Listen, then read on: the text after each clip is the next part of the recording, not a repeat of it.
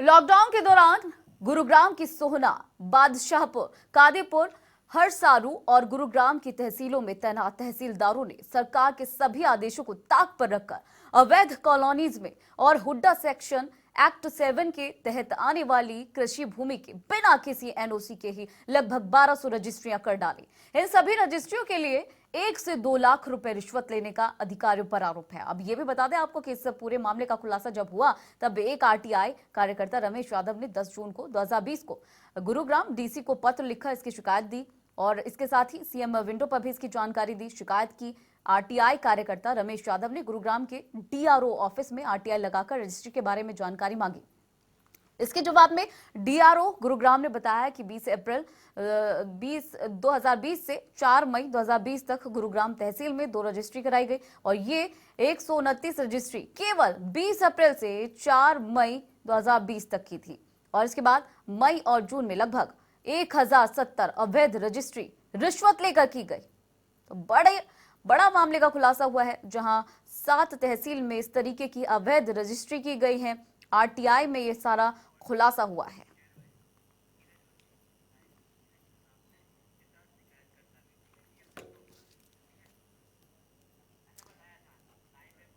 और इसी खबर पर ज्यादा जानकारी के साथ हमारे संवाददाता नीरज वशिष्ठ हमारे साथ जुड़ गए हैं, जिसके साथ जो शिकायत करते हैं वो भी साथ में है। नीरज का रुख करेंगे। नीरज, अब क्या कुछ जानकारी आ रही है?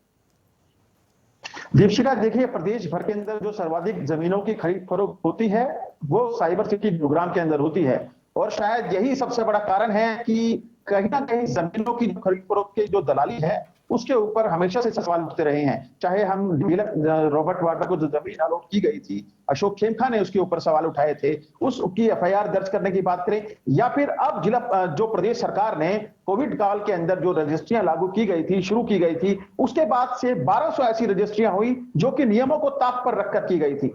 ये पूरा का पूरा जो मामला था, आरटीआई से इस पूरे मामले का खुलासा हुआ है। तकरीबन 1200 ऐसी रजिस्ट्रियां जहां जो कि सोहना में, पटौदी में, कादीपुर तहसील के अंदर, बादशाहपुर तहसील के अंदर या फिर ऐसी तमाम तहसीलों के अंदर हुई थी।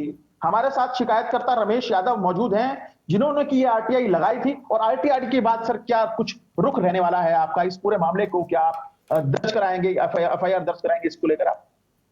सर, ये जो मामला है ये मार्च के लास्ट में हमारे संज्ञान में आया है कि कुछ रजिस्ट्रियां जो जहां पे अवैध तरीके से नियमों को ताक पे रख के तहसील में की जा रही है, जो कंट्रोल एरिया है और सेक्शन 7 के अंडर में आते हैं, वो बिना एनओसी रजिस्ट्रियां की जा रही है। उसको लेके हमने एक शिकायत डीसी साहब को की, एक फाइनेंस कमिश्नर को भी मेल किया, चीफ सेक्रेटरी को भी मेल की और सीएम विंडो पे भी लगाई। उसके बाद में डीसी साहब ने उस पर इंक्वायरी ऑर्डर की, लेकिन असली मजे की बात यह है कि इंक्वायरी ऑर्डर करने के बावजूद भी ये रजिस्ट्रियां होती रही और इस तरह करते करते इन्होंने लगभग 1200 रजिस्ट्रियां की, जो पूरा रोकने के बाद, वारंट देने के बाद भी नहीं रुक रही थी। इन सबको नहीं, रमेश भाई, क्या डीसी साहब ने इस पूरे मामले को लेकर इंक्वायरी की थी? और इंक्वायरी करने के डीसी साहब के कितने रजिस्ट्रियां आप मानते हैं? क्या कुछ आरटीआई से इसका खुलासा हो सका है कि डीसी साहब की? तो बता दें कि आरटीआई में इस बात का खुलासा हुआ है जहां 1000 से ज्यादा रजिस्ट्री बिल्कुल इलीगल तरीके से की गई हैं और अभी भी रजिस्ट्री हो रही है ना, तब तक लगभग 600 रजिस्ट्रियां तब तक हो चुकी थी, लेकिन उसके बावजूद भी रजिस्ट्रियां पे नहीं रुके। डीसी साहब ने फाइनेंस कमिश्नर को भी लिख दिया कि इतनी रजिस्ट्रियां हैं और इस तरह की केस जांच की जाए। उनकी जमाबंदी रजिस्ट्रियों की कॉपी सारी वहां पे भेज दी और इस पर गवर्नमेंट ने डिसीजन लेते हुए कि अभी बिल्कुल बेकाबू होने के बाद में ये 20 दिन के लिए लगभग रजिस्ट्रियों को पूरी तरह से रोक लगा दी। तो कौन कौन सी तहसील के अंदर ये रजिस्ट्रियां की गई थी? अगर मैं बात करूं तो सर्वाधिक रजिस्ट्रियां जो हैं वो कौन सी तहसील में जो की गई थी, जो आपके पास आरटीआई से खुलासा हुआ है? जो सबसे ज्यादा रजिस्ट्रियां हैं वो सोलना तहसील में हुई है। उसके बाद में कादीपुर, हरसरू और बादशाहपुर तहसील में सबसे ज्यादा रजिस्ट्रियां हुई है। क्या मानते हैं कि कौन लोग थे जिनकी रजिस्ट्रियां की गई, जो पैसे लेकर की गई या बिना पैसों की गई? देखिए, जो मेरे को जानकारी अपने स्तर पे मिली है, हर रजिस्ट्री पे 1 से 2 लाख रुपए की रिश्वत ली गई है। प्रत्येक रजिस्ट्री पे बहुत भारी खेल हुआ है रिश्वतखोरी का और इसमें पहले से ही भूमाफिया थे। भूमाफिया भी जिनको हम छोटा नहीं कह सकते, इसमें कुछ हमारे राजनीतिक संरक्षण जिनको प्राप्त है और जो राजनीति में इन्वॉल्वमेंट है उनका भी है।